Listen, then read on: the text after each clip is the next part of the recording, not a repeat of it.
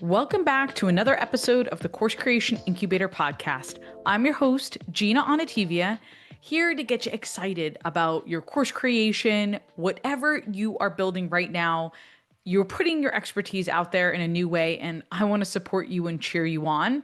And my hope is that this podcast helps to unlock some inspiration and some pieces that'll help you take action. Today, we're going to do part two of our series about reset, how to change what's not working, the great book by Dan Heath that I talked about last week.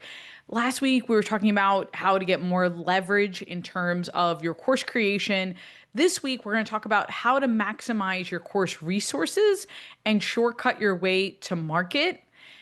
Also, we're going to talk about how to get more out of your team. And I don't care if your team, it could be a virtual assistant for 10 hours a week, or maybe you have a small and mighty team like I do, like a couple of people, and then just a huge team of contractors. Whatever it looks like, I bet that there's somebody supporting you, and I want you to get the most out of them. That's what we're going to talk about today.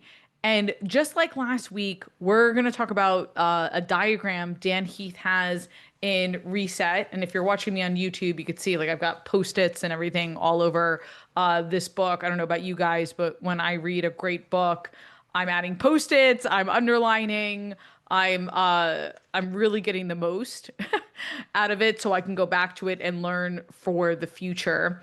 And I just want you guys to get the most out of this book because I feel like it's inspired me in so many ways as a business owner. And if you haven't listened to part one yet, go back and listen. We talk about the goal of the goal and really getting to the heart of your outcome for your course, or your online workshop, or whatever you're building.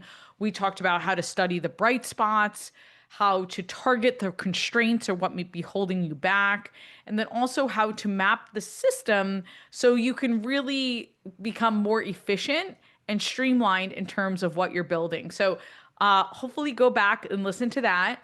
Diving into part two today. And as always, this episode is brought to you by our Done For You services.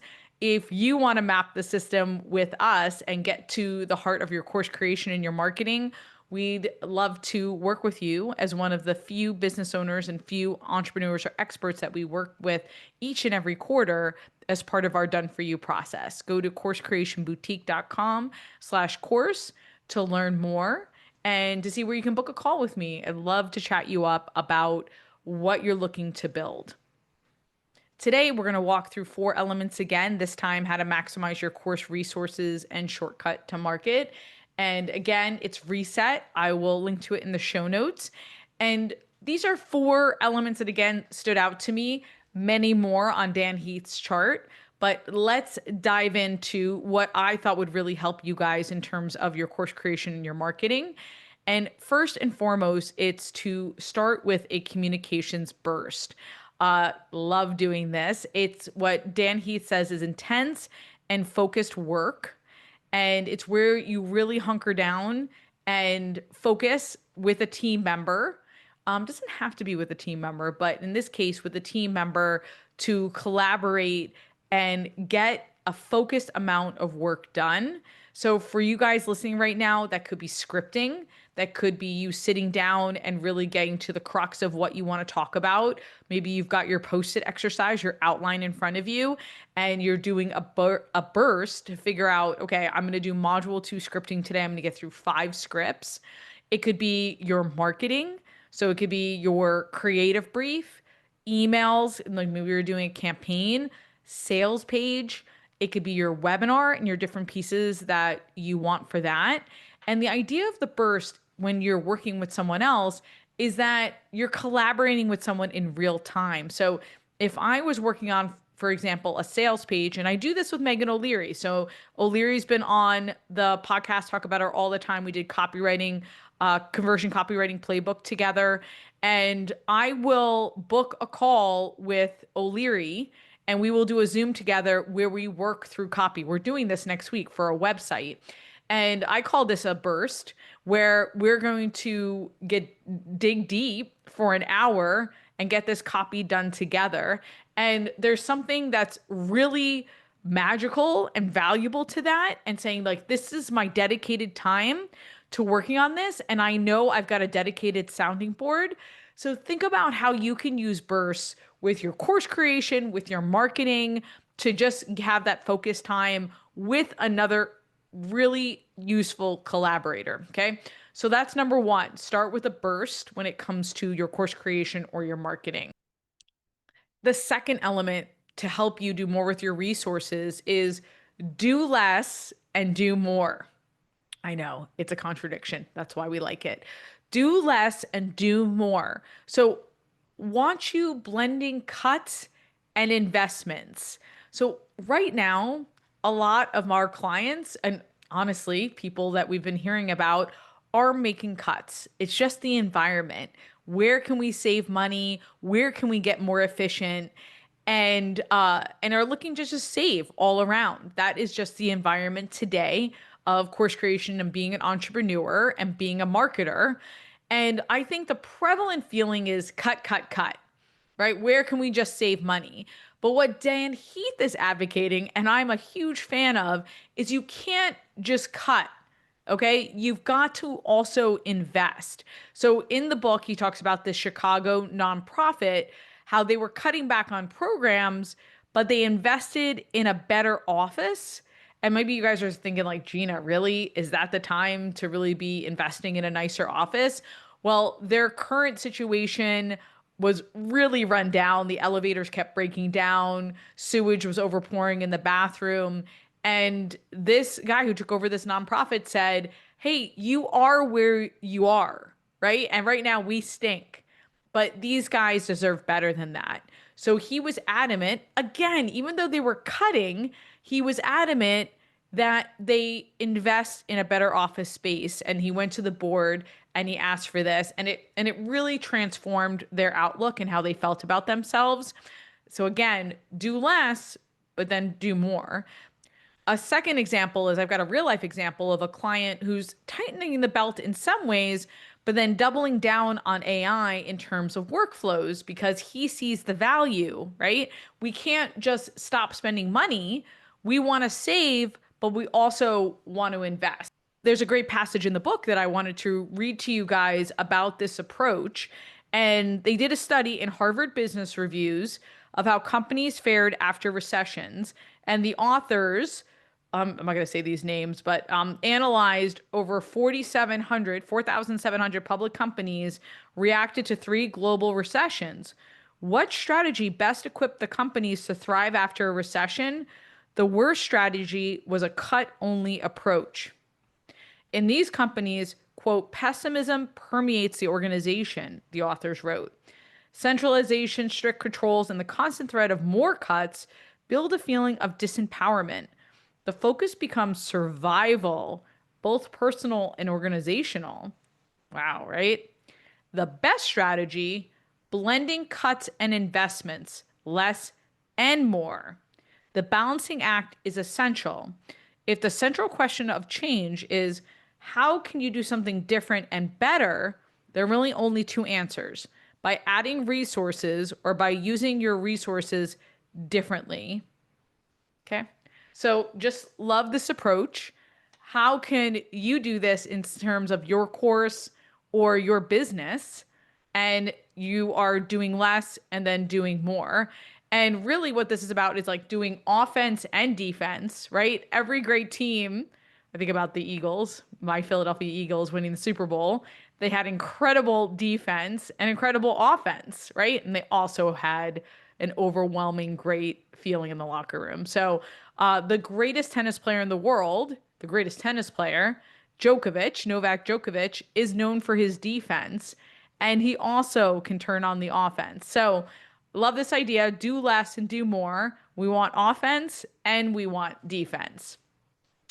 All right, our third piece or our third element is to tap motivation. Now, Gina, we know tap motivation with our people. That's nothing new. But this idea to motivate people, this is from the book, pay attention to their desires, their interests, and their hopes, because motivation is untapped energy. So sometimes we're looking, okay, where can we get more resources? Where can we get more energy? Well, it's within the people. Are you underestimating your people? And if you're listening right now, I don't just mean full-time employees, I mean your contractors as well. I mean your teams that could be working for you just 10 hours a month. How can you untap some motivation and some energy around them by thinking about their desires, interests, and hope? Here's an example of tapping into motivation. Our trainer, Alex and I, my husband Alex and I, she was doing this hike in memoriam of someone who had passed away. Her husband is a federal employee, and they do this hike every year to honor this guy. And it's a difficult hike. Like it's basically not a trail. And a lot of people wanted to give up, especially the wives. And my trainer's husband said to her, "You will be the only wife to get to the finish line, to actually get there and remember this guy." And he knew how to motivate her because, in terms of her desires, she wants to finish, and her interests and her hopes. And this idea of her being the only wife really is motivational for her. So just tapping into what really moves the needle for our people and using that to inspire them and to drive them. So think about what could inspire your team to get moving, and something that you might not even thought about before, maybe even more autonomy, right? And helping them figure out what the next step is and letting them be resourceful might be a way to tap into their motivation. All right. And the fourth piece is very similar to motivation, or it goes kind of hand in hand, is let people drive. So I see this as let people drive your customers, your students, but also your team as well. And in the book, Dan Heath gives this great example of patients on dialysis and people on dialysis. As he explains in the book, you have to sit for a 4-hour session and you have to just sit quietly and go to, a center and go to a clinic to do that. And so somebody brought up, well, what if we give them the opportunity to do it on their own? And the nurses at first were like pushing back and saying, oh no, they're not going to know how to do it and everything. And it ended up being really successful when folks were able to take control of their own treatment. And one of the nurses says, the embrace of self-care dialysis had changed her. It opened up my eyes, my heart to the fact that people are amazing and capable of a lot, even in the most scary and overwhelming circumstances. And if you believe in them and give them permission, they will rise. Ugh, so good, right? So I'm thinking about that for myself. Like, what if I had a death grip on that I could just let my team take over? I know there's got to be like at least 5 areas where I could just let them drive and just let go of control, because that's really what it's about, right? That clinic, those nurses, and the fear that goes along with it, right? So this is a life and death situation, but for most of us, it's just about letting go a little bit more control of our businesses. So I know I could let my team drive a little bit more, and I could probably let my clients drive a little bit more for the benefit of everyone involved. So I'm definitely going to be thinking about that and how I can make those changes happen in my business. And I invite you to do the same and think about how you can make changes happen in your business. Well, hopefully this 2-part series has opened your eyes or opened your mind to what's possible, and maybe, just maybe, help you get unstuck and change whatever's not working. So if you think about it, if a team member's not working or working out, maybe you tap their motivation or you let them drive. Or, if the system's not working, we go back to part 1 and we talk about mapping the system. So hopefully this helps you get unstuck. If you haven't subscribed yet, please, please, please subscribe so you don't miss a workshop episode or the next time I find a book I love and I want to talk about. And if you're interested in Done For You and us hand holding you through the process, high touch, go to coursecreationboutique.com/course. Until next week, go create, be you and be brilliant, and get it done.